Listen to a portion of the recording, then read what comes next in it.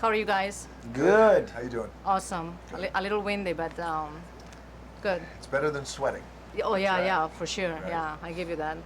So tell me, what's the first memory that comes to your mind when you first saw the original movie, Jumanji? Say Robin and the fun that we had. You know, there's some scary parts in it too. I remember watching it with some little kids at that time. Yeah, there was some scary There parts. was a little. There was some. Yeah, it was If you scary. think about it back then, there was a couple. Oh. Yes, yes. Okay. Yes. I'll agree. But I think when you just think the original as a comedic actor and a comedian realizing what Robin Williams did with a fake world.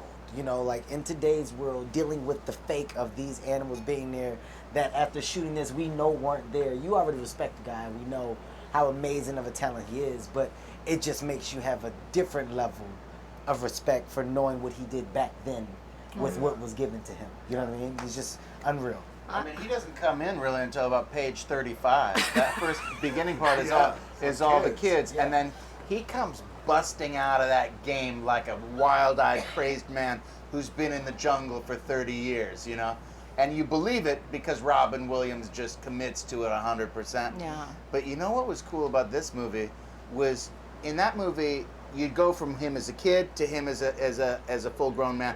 You don't know what happened to him really for that 30-year period where he's in the jungle. And this movie, you get to see where he was, and we Where got he to. lived, And one of the yes. coolest parts was where we go and see where his hideout. His hideout was, yeah. That So was- they're really, for fans at home, really cool. We have some really cool Easter eggs. Yeah. Some Robin Williams Easter eggs, as Jack was saying Cool. in the movie. Yeah. There was this sentence, I think I read it in the production notes, that says, "You just don't play Jumanji, Jumanji plays you." Do you think that Hollywood works kind of in a similar way? And like in what way? Like Hollywood plays you, like Jumanji? I think Hollywood plays the people who don't understand what Hollywood is. So I think it's Kevin's like, I didn't get played. yeah, it's more of the individual, I think it goes to the individual. It's Hollywood is a business, and as long as you understand that it's not a reality, you're fine. At the end of the day, what happens in Hollywood can always be taken away or changed at the drop of a dime. If that's in your head, then you can't get caught up and engulfed in what's make-believe. It's make-believe. I mean, to me, Hollywood is the ultimate game, and it's really tough to even get in there to play. So if you're lucky enough to get on the play field, it's a blessing, and then to stay in the game, it's a very challenging, competitive world. It's an exciting game to play. It's a hard thing. Like longevity in Hollywood. To have a long career is tough. But as these guys are saying, I think to echo that sentiment, it's just, Hollywood's a machine, right? And that serves a lot of different audiences around the world. And I think when you have a movie like Jumanji, the idea of making a Jumanji sequel or reboot or whatever you want to call it has been in the ether for years and years and years and years. But honestly, it wasn't until it kind of got into our laps and then we were able to figure out, well, what's the cool device and twist? Like, how do we make it different? How do we make it cool? We just don't want to do a remake or a reboot. How do we make it cool and different? So the cool and different is we're in high school. Yeah. And we play high school teenagers. And he plays a girl.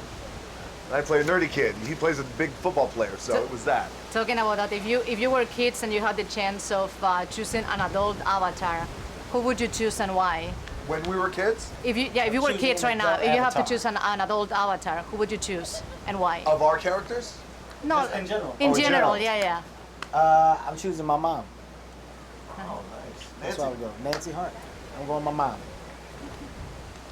Yeah. I'm going to go in a different direction. Yeah. You can't go anywhere else. I mean, that's a very complicated question. I'm still having trouble.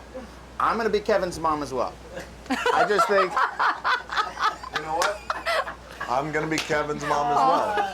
It's tough to follow that. Your mom to is. follow. that's going to be an amazing movie.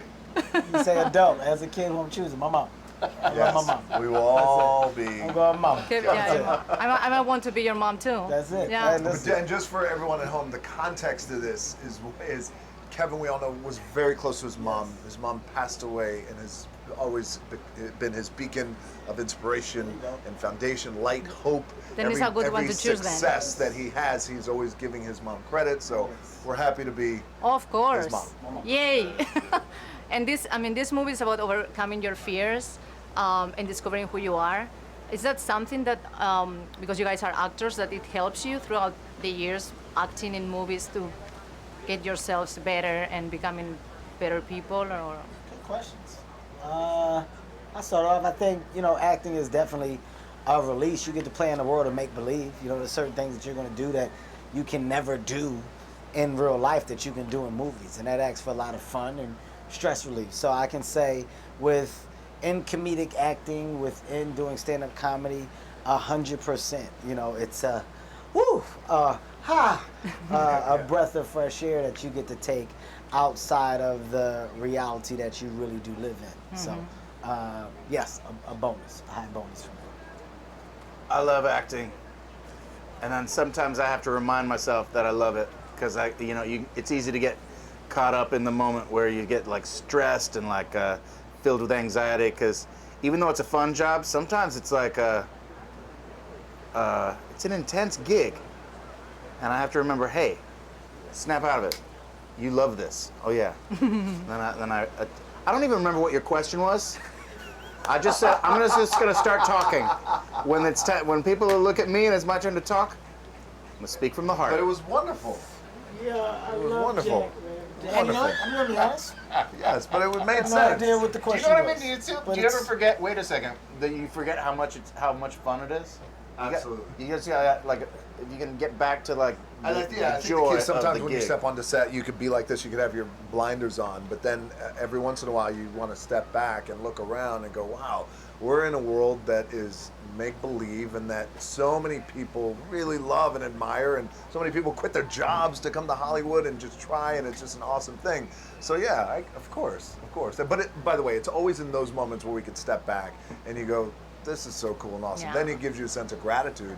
And then around like every corner, then you're able to, and because look, the truth is, we're here, we're in Hawaii, it's beautiful here, we're talking about the movie, everything's paid for, life is good. Life is good. Life is good. On that note, we have to wrap up. All right, thank you so Thank much. you. Great question. Thank you.